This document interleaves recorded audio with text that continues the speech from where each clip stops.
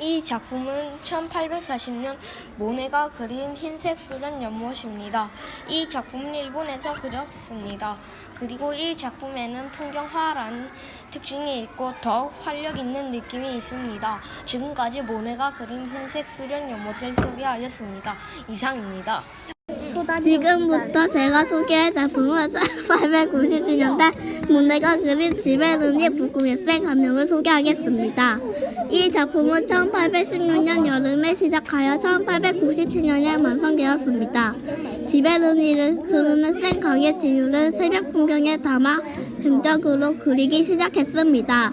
현실에서 벗어나는 듯한 느낌을 주는 경향은 그가 사망하기까지 지속되는 작품 설계의 주된 특징이 되기도 합니다. 지금까지 모네가 그린 지베르니 북극의 가명을 소개하였습니다. 이상입니다. 저는 르누아르의 책 읽는 소녀를 소개하겠습니다. 이 작품은 1890년도에 그렸습니다. 르누아르는 여자인 대상으로 그림을 많이 그렸습니다. 어린아이의 진용감과 통통함이 잘 들어가 있습니다. 이 두 소녀는 책 읽는 것을 좋아하는 것 같습니다. 저는 모네어의 도지 작품을 소개하겠습니다. 이 작품은 1872년에 만들었습니다. 여기는 해가 지는 곳이고 여기는 배를 타는 상인들의 모습들입니다. 이 그림에는 검은색이 전혀 사용되지 않으므로 모네는 뚜렷한 사물의 현상을 통해 풍경을 나타내려고 하지 않고 빛과 그림자 효과, 인상을 전하려고 했습니다. 이 작품은 밝은 느낌이 납니다. 지금까지 모네어의 도지 작품을 소개하였습니다. 제가 소개할 작품은 방고흐의 아를르을 푸른 공장입니다. 방고흐는 아를르을 푸른 공장에 자리한 야외 카페의 밤 풍경을 담은 이 작품을 그리던 무렵부터 밤중에 작업하기를 즐겼다고 전해졌습니다. 아를르을 푸른 공장의 카페 테라스를 그리기 얼마 전에는 3일 밤에 걸쳐 자신이 즐겨 찾던 카페 드라가드를 완성했습니다. 이 작품을 소개한 이유는 별이 빛나는 밤 그 전에 만든 작품이기 때문입니다. 이상 아를르을 푸른 공장의 카페 테라스. 빈센트 반 고흐의 대표작 중 하나로 꼽히는 별이 빛나는 밤은 그가 고갱과 다툰 뒤 자신의 길을 자은 사건 뒤에 생랩미의 요양원에 있을 때 그린 그림입니다. 이 그림에는 달, 별, 구름, 마을이 있습니다. 이 작품을 소개한 이유는 유명하고 멋있기 때문입니다. 지금까지 방고흐의 별이 빛나는 밤이었습니다. 그러면 수련입니다. 1916년부터 1919년까지 작반 도로는 197 곱하기 15m의 크기로 제작된 대형 작품입니다. 모네는 수련은 장식적인 작품으로 어기지 않았습니다. 그리고 이 그림은 모네가 그렸습니다. 전시관에는 모네가 사망할 때까지 그의 손으로 남아있었습니다. 사망한 이후로 25년이 지난 후에도 대중들에게 공개되지 않았습니다. 제가 소개할 작품은 방고흐의 대표작 중 하나로 꼽히는 별이 빛나는 밤이라는 그림입니다. 이 그림은 고갱과 다툰 뒤 자신의 길을 자른 사건 이후 요양원에서 그린 그림입니다. 이보다 먼저 제작된 밤의 카페 테라스도 있습니다. 해바라기 빈센트 반 고흐의 그림으로 이 그림은 1880년도에 만들었으며 캔버스에 유체 물감을 만들었습니다. 친구이자 동료 화가였던 폴 고갱이 빨리 도착하기를 고대하며 만들었습니다. 끝이 뾰족한 노란 꽃잎들은 열광적인 에너지로 어두운 오렌지빛 해바라기에 거친 기감을 잘 전달해줍니다. 반고흐는 인상주의자들과 달리 반고흐는 자신이 본 것을 재현하려고 노력한 것이 아니라 더욱 강렬하게 나를 표현하기 위해 색채를 더 희미하게 표현했습니다. 이 작품은 에드가 드가의 작품입니다. 이 작품의 이름은 발레수암입니다. 이 곳은 에드가 드가가 파리에 있는 오페라 하우스를 가서 발레리나들을 그렸습니다. 이것을 보면 여기 있는 남자는 회색 옷을 입고 있고 나머지는 흰색 옷에 핑크 구두, 머리를 올림머리로 묶고 리본이 붙어 있습니다. 그리고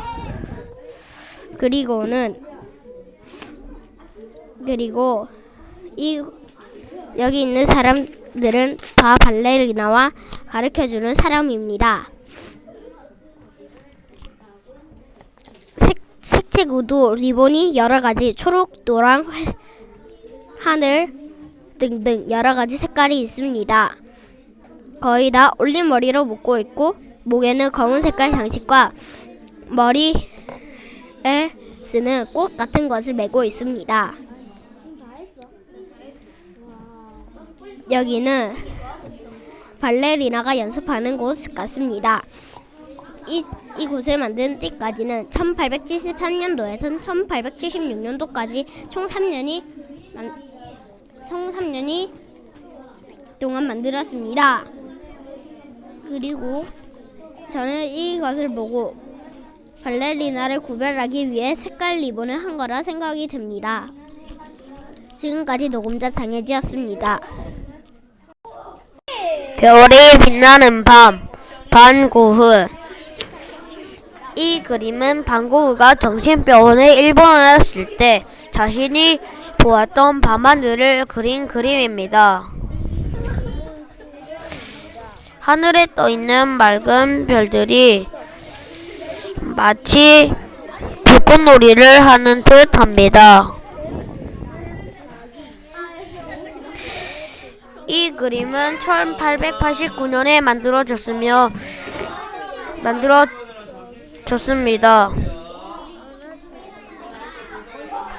이상입니다. 이 작품은 르누아르의 피아노 치는 소녀들입니다.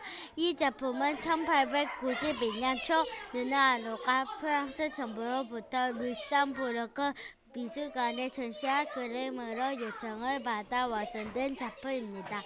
이 그림을 소개하는 이유는 소녀들이 사이좋게 피아노를 치는 모습이 행복하게 느껴져서입니다. 그건 지금까지 르누아르의 피아노 치는 소녀들이었습니다. 제가 소개할 그림은 비센트 반 고흐의 아르레 반 고흐의 방이라는 그림입니다. 반 고흐는 반 고흐의 방이라는 이름으로 새 작품을 그렸습니다. 가장 오래된 버전은 1888년 10월 중순에 그렸습니다. 이 그림에는 붉은색 바닥과 노란색 의자, 그리고 침대, 매우 밝은 연두색 베개와 침대 시트, 그리고 오렌지색 테이블과 푸른 대야가 있습니다. 그리고 녹색 창문이 있습니다. 제가 이 그림을 소개한 이유는 이 그림이 멋있었기 때문입니다. 이상으로 반 고흐의 방이었습니다. 이 작품은 모네님 작품입니다. 작품 이름은 피리 부는 소년이며 소년이 빨간 바지 검은 자켓을 입고 있어 병사 같습니다. 피리는 고동색 정도입니다. 피리를 부는 모습이 정말 멋집니다.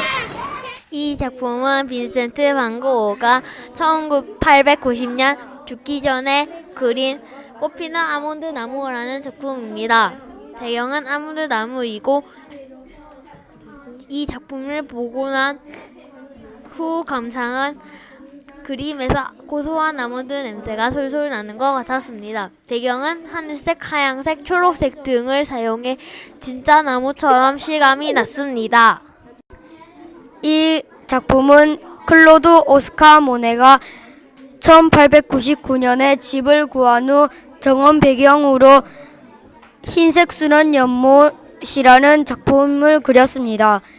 그리고 작품을 보고 느낀 점은 이 그림을 보고 모네가 정원에 돈을 정말 많이 투자했다는 생각을 했습니다. 그리고 정원이 숲인 줄만 알았습니다. 초록색, 흰색, 분홍색 등을 써서 더 실감이 났습니다.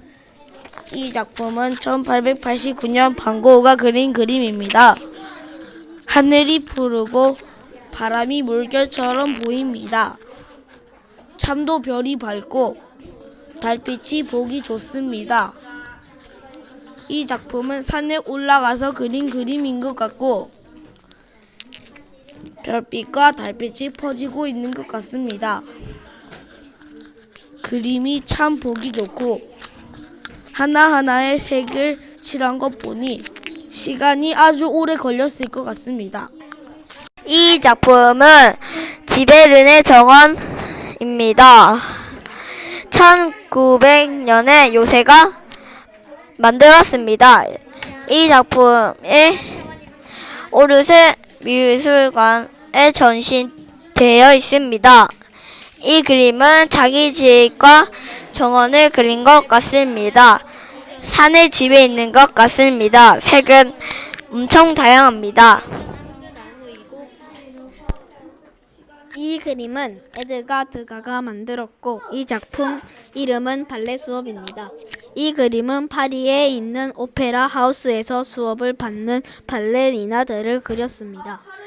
이 그림에서는 지도 교사를 더욱 중심적으로 그렸고 다른 작품들을 보면 발레하는 그림을 볼 수 있습니다. 이 그림을 보고 다른 그림도 찾아보고 싶었습니다. 이상으로 에드가 드가의 작품 설명을 마치겠습니다. 이 그림은 클로드 오스카 모네가 만든 수년연못이라는 작품입니다. 모네는 이사를 갈 때마다 마당을 꾸미고 화폭에 담았습니다. 이 연못은 드가가 사망할 때까지 25년 이상의 기간 동안 중요한 예술 주제가 되었다고 합니다. 또 연못 위에 흰색 다리가 있고 예쁜 꽃들도 있습니다. 이 그림을 보고 저도 이렇게 화단을 꾸며보고 싶다는 생각이 들었습니다. 이상으로 클로드 오스카 모네의 수년연못 작품 설명을 마치겠습니다. 이상입니다.